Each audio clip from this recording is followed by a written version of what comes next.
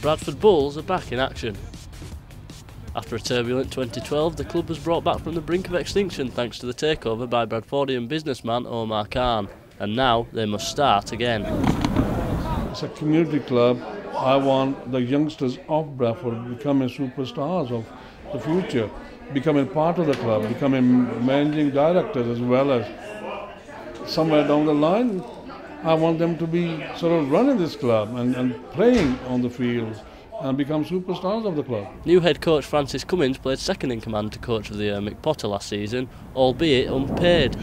Now, after remaining in his post voluntarily, he steps up to the big time to try and guide the Bulls into a new era. Generally, you learn by watching other people, and I've worked with some good coaches who I'll pickpocket little stuff, or I've changed things my way, and I've sat down with them pretty early on to say this is how it's going to be, fellas, and this is what I'll expect. So. No player sums up Bradford's recent woes more than Aussie centre Adrian Purtell. Starting to become a fixture. Here is Adrian Purtell.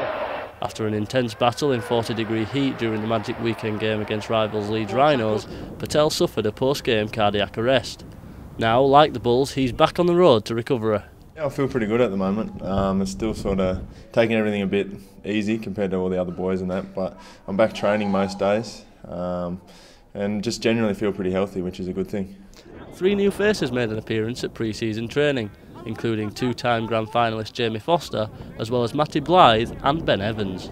Odsal has proved a bittersweet arena for 22-year-old Foster. The former St Helens star fell out of favour with his hometown club after a dreadful performance against the Bulls, which proved to be his last in a Saints shirt.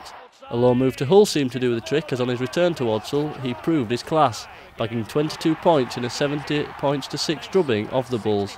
Every sportsman, goes through blips, and unfortunately I had one away at Odsal that night. I'll never forget it. It was a pretty low point in my career, and I remember going home thinking about it, and it's kind of a make or break, especially as a young bloke like myself, and you can come back stronger, or you can kind of just shy away from it, and I'm not that kind of person. I spoke to the family about it, and then my friends, and then kind of just waited for the agent to come back to me, and he said luckily enough, his phone was pretty busy, and as soon as he heard the Bradford, I met up with Franny in Leeds and had dinner with him there with my agent, and all the things he said I agreed with, and I was it just sold it to me right there and then, really.